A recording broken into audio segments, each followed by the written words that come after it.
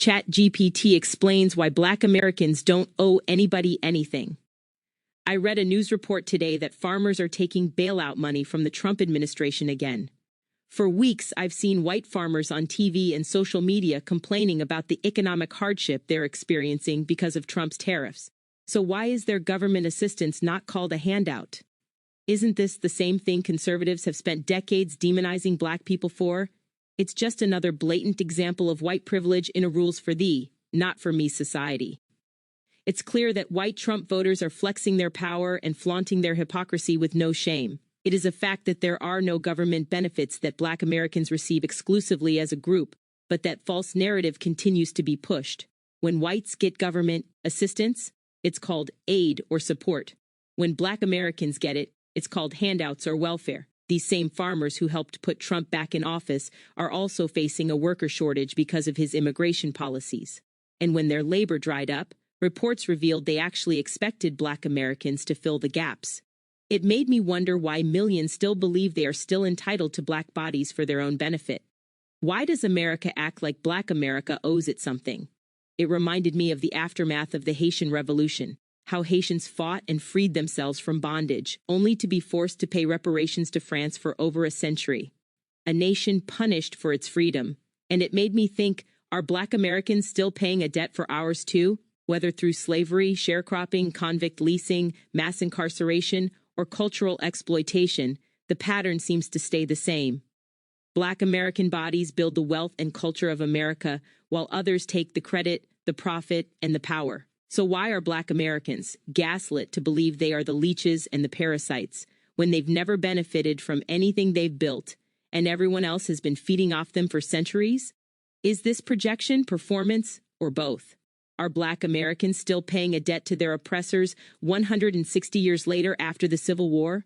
Are they still being punished for having the audacity to want to be free and equal in a system of white supremacy? I asked ChatGPT a simple but uncomfortable question. Are Black Americans still slaves? ChatGPT said, that's a heavy and honest question, and it deserves an equally honest, nuanced answer. No one in the United States can lawfully own another person. But if we're speaking structurally and metaphorically, the story is more complex. Because while slavery ended as law, its logic and infrastructure were never fully dismantled. Instead, they were repurposed into new systems of control. Let's break that down clearly.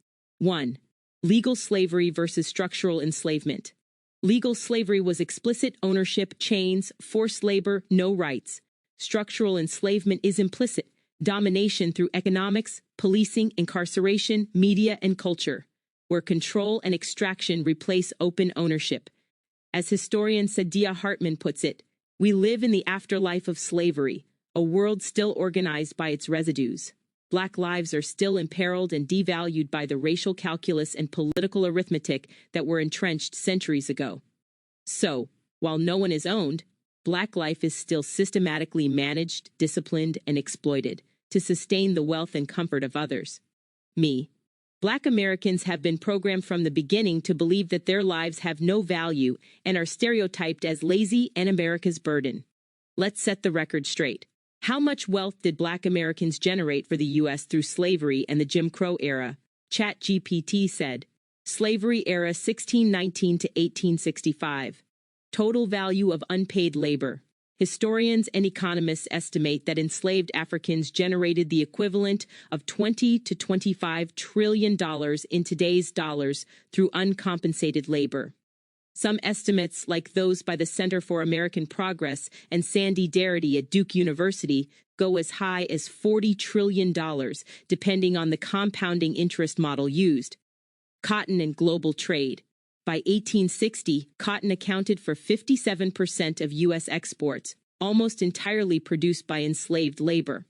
Cotton profits financed northern banks, insurance companies, shipbuilding, and industrial expansion.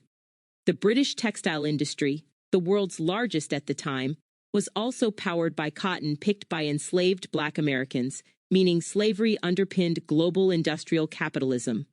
Valuation of enslaved people as property. In 1860, the total value of enslaved people in the U.S. was estimated at $3.5 billion. about $120 trillion today when adjusted for inflation and relative GDP share. Enslaved Africans were the single largest financial asset in America, worth more than all railroads, factories, and banks combined. Sharecropping and convict leasing Jim Crow era 1865 to 1940s. After emancipation, freed black families entered sharecropping contracts that kept them in debt peonage, often working the same plantations they had as slaves. Through unfair contracts and fraud, white landowners extracted most of the profit, leaving black farmers with little or nothing. Wealth extraction estimates. Between 1870 and 1940, black agricultural labor produced an estimated $1.5 to $3 trillion in today's dollars of value in crops and goods, most of which was taken by white landowners, lenders, and merchants. Convict leasing, essentially re-enslavement through the criminal justice system, also generated hundreds of millions, billions today for state governments and private companies through free or nearly free black labor. Systemic blockage of wealth building. Black farmers were systematically denied land ownership, credit, and access to markets. By 1910, black Americans owned 14% of U.S. farmland. By 1990, that dropped to less than 1%. That loss represents hundreds of billions in generational wealth erased. Total combined impact. When combined, the slavery and sharecropping eras created a multi-trillion-dollar foundation for the U.S. economy, while leaving black Americans with virtually no inherited wealth. Conservative combined estimate, $25–30 trillion. Higher range estimate, including compounding and indirect benefits, $50 to $100 trillion. Summary thought. Black Americans didn't just build the United States. Their labor, bodies, and culture were the capital that made the modern U.S. and global economy possible. Every major American institution, finance, agriculture, industry, and culture, traces part of its wealth to that foundation. Would you like me to write a concise, quote-ready version of that? Something poetic or powerful enough to use in a talk, article, or visual piece? Me. I noticed over the years how fundamental Black American culture is to the country's identity. How much did Black Americans contribute to American culture? ChatGPT said, "That's a massive question, and one of the most important ones. Black Americans have contributed so profoundly to American culture that it's accurate to say there is no American culture without Black America." Here's a breakdown of the scope of that contribution, economically, artistically, and symbolically, with both historical context and rough influence value where possible. 1. Music, the backbone of global culture. Virtually every major American music genre originated from Black Americans: blues, Mississippi Delta, early 1900s, the foundation of all popular music. Jazz, New Orleans, 1910s, America's first original art form. Gospel, root of soul, R&B, and even early rock.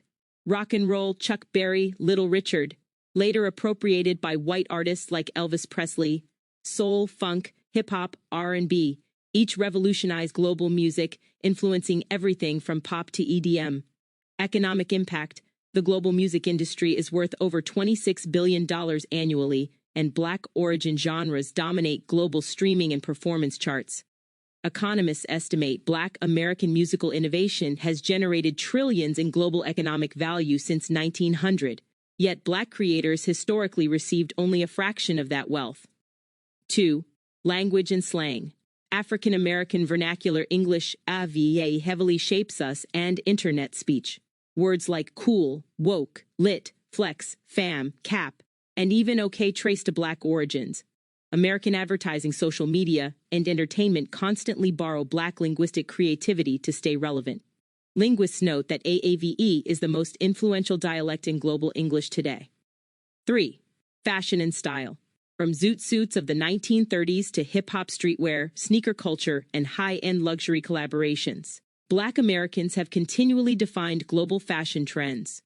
Brands like Nike, Adidas, and Louis Vuitton have built billion-dollar markets from aesthetics rooted in Black expression. Cultural historians estimate that Black influence drives roughly 80% of American youth fashion trends. 4. Dance and movement. From jazz dance to breakdancing, twerking, and countless viral social media dances, Black creativity drives movement culture. Choreographers and Black dancers built the foundation for Broadway, MTV, and TikTok trends. Yet, major profits often go to platforms or non-Black influencers replicating Black innovation. 5. Film, TV, and art.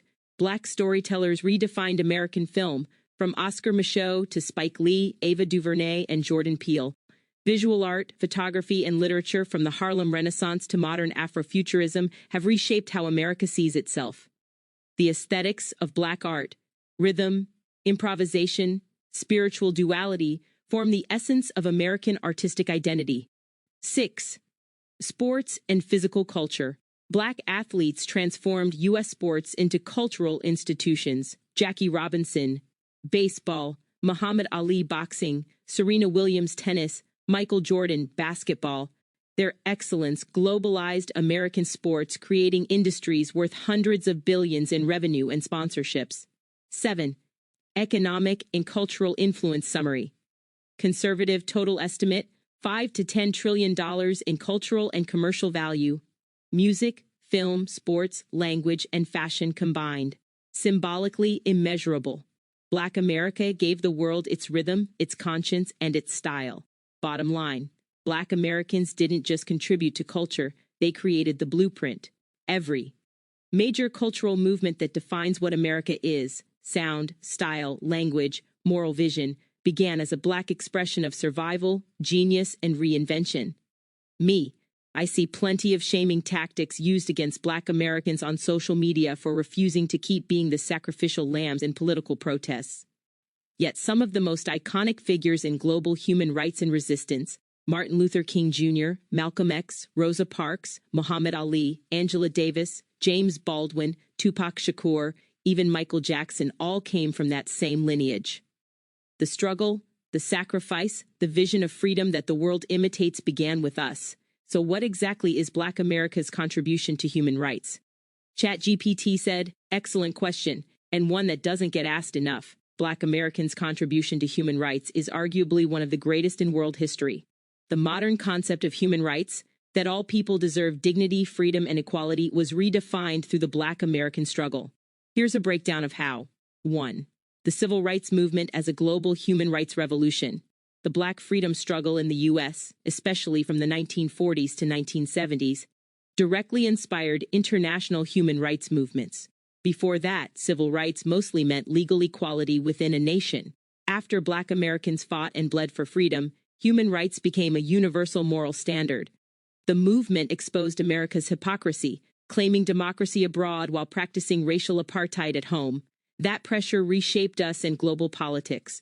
Examples: Dr. Martin Luther King Jr., Malcolm X, and the NAACP all framed racism as a human rights violation, not just a domestic issue.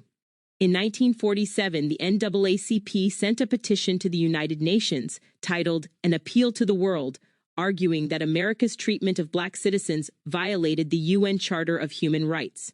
That document influenced later global declarations and inspired anti-colonial movements across Africa and Asia. 2. Blueprint for global liberation movements. South Africa's anti-apartheid struggle, India's independence movement, and civil resistance campaigns worldwide borrowed directly from Black American activism, including the tactics of nonviolent protest, boycotts, and freedom songs. Nelson Mandela, Desmond Tutu, and others have repeatedly said the U.S. civil rights movement gave them both a moral example and strategic model. Black American activism globalized the idea that ordinary people can challenge unjust power through organized resistance. 3. Legal and policy precedent. U.S. civil rights victories, such as the Civil Rights Act 1964 and Voting Rights Act 1965, became the foundation for nearly all modern social justice movements: women's rights, LGBTQ+ rights, disability rights, immigrant rights, indigenous rights. Every one of these movements borrows language, legal precedent, and strategies pioneered by Black Americans. 4. Redefining morality and democracy. Black Americans turned the world's attention to what democracy should mean, not just elections and free markets, but justice, fairness, and empathy. The spiritual language of the Black freedom struggle, songs, sermons, speeches, reframed the moral imagination of the 20th century. The movement didn't just demand rights for Black people, it humanized humanity itself. 5. Contemporary influence. Movements like Black Lives Matter reignited the global conversation about police violence, state power, and human dignity. Protests in 2020 spread to over 60 countries, making racial justice a global human rights demand. Black American activism continues to shape modern frameworks on surveillance, labor rights, climate justice, and reparations. Summary thought. Black Americans have given the world the moral vocabulary of justice, the strategy of grassroots resistance, the template for how oppressed people everywhere fight back and win. The U.S. calls itself the leader of the free world, but that moral authority came not from its founders, it came from Black Americans forcing the nation to practice freedom. My takeaway from this conversation is the facts are the facts. Black Americans don't owe anybody anything. For 4 centuries, we've carried this nation on our backs, building its wealth, shaping its culture, and defining its moral compass, all while being demonized for surviving it. We are the group, the original builders, the cultural architects, the moral blueprint for freedom itself. Every liberty this country celebrates was first fought for, bled for, and modeled by us. The Black victim card is psychological warfare, a shaming tactic meant to silence us when we speak out against inequality and injustice. It's manipulation designed to keep us docile while the system keeps extracting from us. It's the same game a pimp plays with his workers, destroying their self-worth so they'll never question who's really getting paid. Black American culture and sacrifice are the foundation of everyone else's wealth and status, just like in slavery. The system changed its clothes, not its purpose. Black America, wake up from these lies and illusions. You are never the burden, you are the blueprint. And until this system stops feeding on your labor, sacrifice, culture, and spirit, understand this truth. You've never been free under their structure, but you have always been greater than it.